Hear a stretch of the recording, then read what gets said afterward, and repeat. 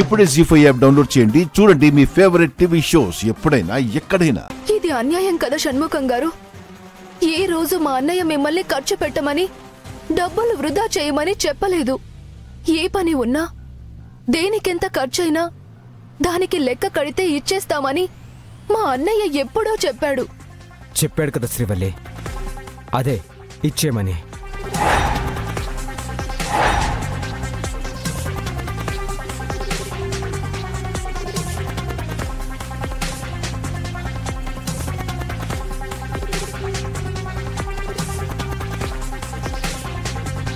షణ్ముఖం, నువ్వేనా ఇలా మాట్లాడుతుంది? ఏంటమ్మా, నా కొడుకును బెదిరిస్తున్నావా ఏంటి? మీ పెదనాన్న చెప్పింది కరెక్టే కదా?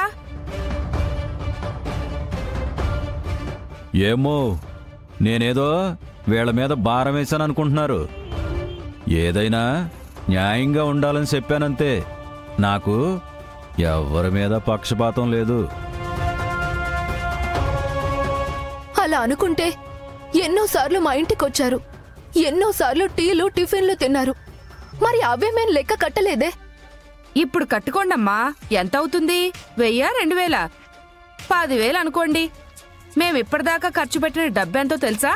2,40,000.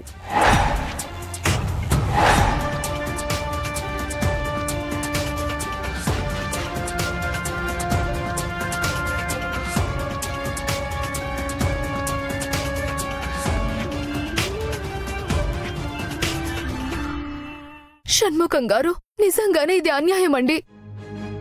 ప్రతి పైసా మన పెళ్లి కోసం ఇష్టంగా ఖర్చు పెట్టానన్నారు.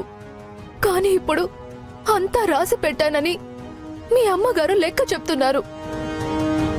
అభిమానంతో చేసిన ఖర్చుని అప్పు కింద జమ కడతారా? నీతో పెళ్లి క్యాన్సిల్ అయిన తర్వాత ఇక అభిమానం ఏముంటుంది?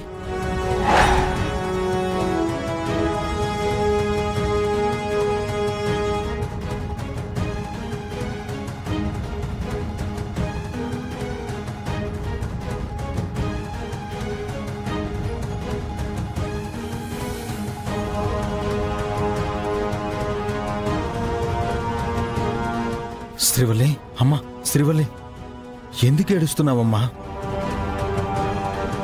రే షణ్ముఖం, నా చెల్లెలి కళ్ళల్లో కన్నీళ్లు తెప్పించిన నిన్ను చంపేస్తా.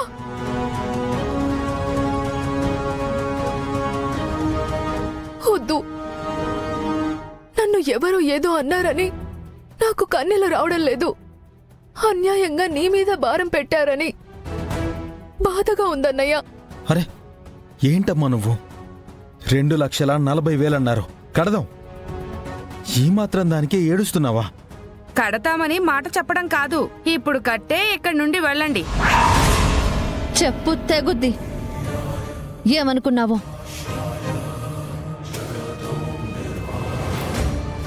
జీ5 యాప్ డౌన్లోడ్ చేసి అన్ని ఎపిసోడ్స్ పూర్తి ఉచితంగా చూడండి.